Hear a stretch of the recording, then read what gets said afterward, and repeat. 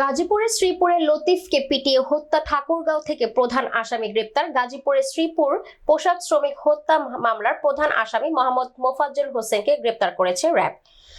গতকাল ভোরে র্যাব ১ ও ১৩ এর যৌথ অভিযানে পরিচালনা করে ঠাকুরগাঁয়ের হরিপুর থেকে তাকে গ্রেপ্তার করে। আমাদের সহকর্মী এম.এ. আজিজ জানান, র্যাব ১ এর সহকারী পুলিশ সুপার মাহফুজুর রহমান বিষয়টি নিশ্চিত করেছেন।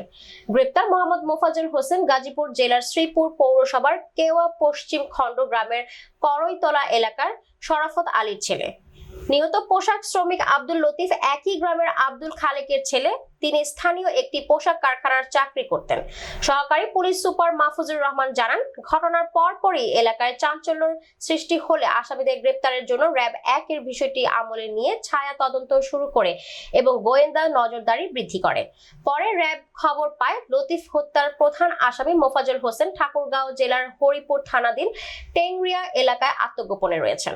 এরপর র্যাব ১ ও ১৩ দিনাজপুরের আভিযানিক দল হরিপুর উপজেলার টেংরিয়া এলাকায় অভিযান চালিয়ে তাকে গ্রেপ্তার করে। প্রাথমিক জিজ্ঞাসাবাদে হত্যার সঙ্গে জড়িত থাকার কথা মোফাজ্জল হোসেন স্বীকার করেছে।